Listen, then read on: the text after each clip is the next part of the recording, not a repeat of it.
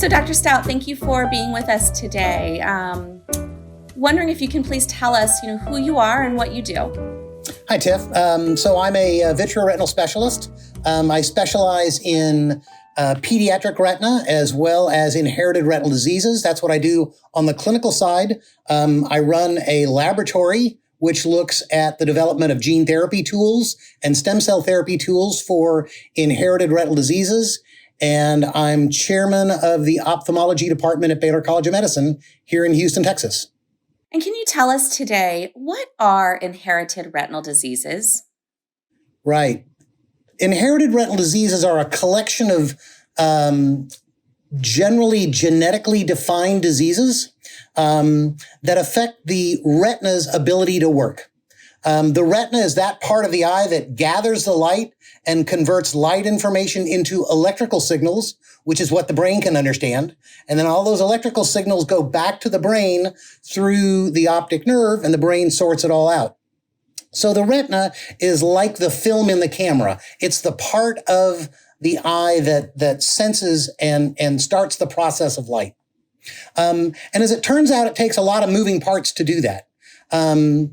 Over 300 moving parts. And each of those moving parts is encoded. Those moving parts are proteins, and each of those moving parts are encoded by your genes. So that whole process of converting light information to electrical information requires 300 different moving parts. And so if you have a problem in one of those moving parts, it's going to affect your vision. Now, there's a big spectrum between what affects your vision means. Sometimes it can be so mild that your vision is essentially normal your entire life, and then you start to lose some peripheral vision in your 60s or 70s. Sometimes it can be so severe that you can't see light from day of life one. So there's a wide spectrum in there of problems with these moving parts that cause your retina to not work so well. So can you give us some examples of an inherited retinal disease and some of the primary symptoms? So maybe Leber's congenital amaurosis, RP, retinitis pigmentosa, or Usher's syndrome. So for this, let's talk a little bit more complexity of the retina. There are two different kinds of cells that gather the light and start the whole process. You have rods and cones, and they're different from each other. Rods are generally good for vision under low lighting situations. So when it gets really, really dim, like you're walking into a dark room, you're using your rods. Cones are good for your highly accurate vision, and that's good for color vision. And you can have some diseases that affect rods, some diseases that affect cones, some diseases that affect both. So for example, if you had a cone-mediated disease, you might not be able to see colors well. You might have reduced central acuity, but your peripheral vision might be just fine for some period of time. If you had a rod-mediated disease, you would probably not be able to see well when things got dim. And because the rods and the cones aren't evenly distributed around the entire retina, cones are more central and rods are more peripheral. If you had a rod-mediated disease, you might have problems with your peripheral vision. And if you had a cone-mediated disease, you'd have a problem with your vision right in the middle. So Leber's congenital amaurosis is one of those diseases that affects both rods and cones. So those are typically children who are born with poor vision within the first couple of years of life. They have trouble seeing colors, and they have trouble when it gets dim. Somebody with retinitis pigmentosa, for example, that's typically, it starts off as a rod problem. So those patients are going to lose peripheral vision, and those patients are going to be initially picked up because they can't see well in the dark. A different disease, one that you didn't mention, that's called Stargardt's disease, is a cone-mediated disease. And so that's going to be a patient who sometime in their early teens loses the ability to see color and starts to lose their central vision. Does that make sense? Absolutely. Well, so maybe just a follow-on question. What is genetic testing and why is it important when we're talking about inherited retinal diseases? So all of these moving parts, all of these 300 proteins, they are encoded by our genes. So our genes are the blueprint for what allows every cell to make the moving parts that they need. And there are some moving parts that are common to every cell. Your retina cell needs it. Your liver cells need it. Your brain cells need it. There are some of these moving parts that are very, very cell specific. You have some proteins that are only expressed in cones and no place else in your body.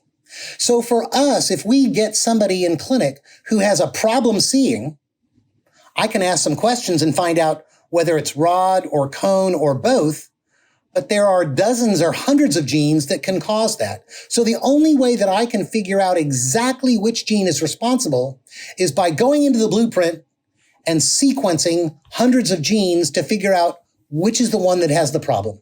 So which programs are available, Tim, for some of these patients? You mean for getting genetic testing? Yes. So one is something that's funded by the Foundation Fighting Blindness and ProQR, and it's called My Retina Tracker, and it's a very ingenious research database that will involve sequencing of genes, registering that change in a database that's a private database. It's not publicly accessible. And then counseling the patient. And this is a really important part. Counseling the patient on the significance of those genetic changes. There's another company called Spark, which has partnered with a company called Invitae, and they have a testing panel as well. They don't have the same database that My Retina Tracker has, but they will sequence these genes, and just like My Retina Tracker, it's free to the patient. You've kind of touched on this, but why should a patient want a genetic test? And then how can they participate in a program like My Retina Tracker? So, Tiff, I like to think that there are 4 good reasons to get your genetic testing done. Number one, it precludes a misdiagnosis, right? There are other things that can be going wrong that can cause similar symptoms that may very well be treatable. You know, there are inflammatory conditions of the eye that you can treat if you treat with steroids or if you treat with other kinds of medicines. So you don't want to assume that somebody has disease A and you start treating them for disease A when truthfully they have retinitis pigmentosa or Stargardt's or some other disease like that. So number one, it prevents misdiagnosis. Number two, not in all cases, but in many cases, it allows me to interact with the patient or the parents to describe what's likely to be the tempo of the disease. You've got this problem in this gene. It will get worse over the next 5 years, or it's going to get worse over the next 20 years. And that has a lot to do with their family planning and their career planning. The third thing is, as you may know, now that we understand the genetic basis of a lot of these diseases, we're starting to test and actually have one commercially available drug for treating these diseases. And I can do surgery on children who have Leber's congenital amaurosis as a consequence of RPE65 deficiency. I can do surgery on those patients, give them a virus. That virus infects the cells, and in many, many cases, it reverses the disease process, something that was unheard of 10 years ago. So it could very well be that the identification of your mutation might make you amenable to a surgical intervention. And then the last reason, which is an important reason, but people don't think about that often, is it allows us to get an idea of which genes cause problems in the United States or elsewhere, and what's the frequency of that kind of genetic change. Because that can help the development, that can help drive interest from biotech companies in coming up with a change. If there is a gene that has, 10,000 people that are affected, well, for a small biotech company, that might be more attractive as a target than one gene in which there are 2 patients in the world that have been found to have the problem. So for all four of those reasons, I think getting your genes tested is a smart thing to do. So, how do patients get access to genetic testing, or more specifically, the My Retina Tracker? Well, I'm going to answer that in the pre-COVID world and the post-COVID world. So in the pre-COVID world, typically what happened was a patient would go to their eye provider. Oftentimes it was an optometrist, the optometrist or a comprehensive ophthalmologist. And the optometrist or ophthalmologist would say, I think you've got a problem with your retina. I'm not really sure what it is. You need to see a retina person, or you need to see a pediatric ophthalmologist. The pediatric ophthalmologist would then say, well, this kind of looks like it may be an inherited retinal disease, so I'll send you to an inherited retinal disease specialist.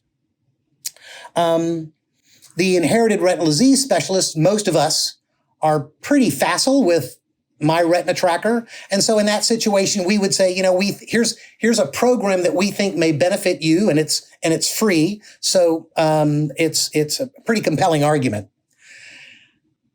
The post-COVID world, one of the silver linings, if there are any silver linings to this catastrophe, is that we have, I won't say introduced, and I won't really say reintroduced because we didn't use it a lot before, but the whole concept of telemedicine has exploded, and we've become very good at it. A couple of days ago, I had a telemedicine consult from somebody from Tennessee who had an inherited retinal disease. I asked the questions. I couldn't examine them. At some point, everybody with a potential inherited retinal disease needs to have an examination. But I was able to counsel them on what I thought might be going on. And I was able to say, I can have a kit mailed to you, to your home. You can spit into the tube because we know that DNA is present in spit. You can mail it back to the company and the DNA testing can take place that way. And then I can hook you up with a telegenetic consult where the significance of all this is explained to you.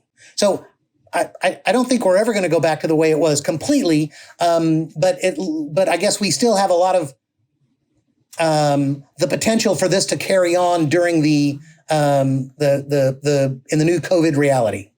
So, when a patient gets their results, and you kind of touched on this, what should they do with those results? And you also mentioned research, and then also, clinical trials. So, what does that conversation look like once they get their results? So oftentimes I talk to them about what specific gene is problematic, and I speak to them about, number one, what the gene is. Oftentimes I'll talk about what the gene does, why it's an important part of those 300 moving parts.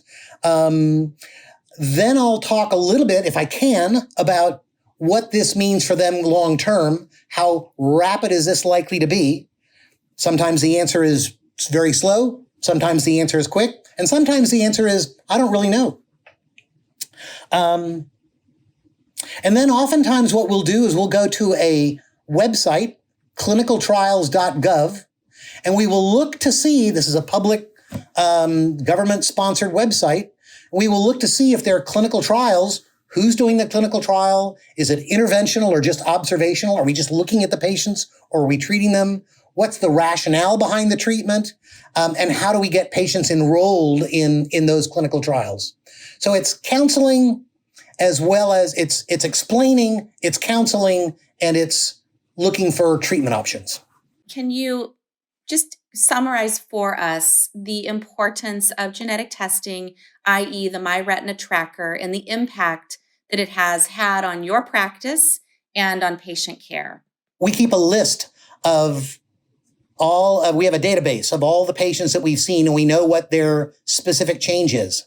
So when this RPE65 drug became available, I was able to go through our list and say, oh, you know what? This person had RPE65, and we get them on the phone and say, hey, guess what? We've got a treatment for you now.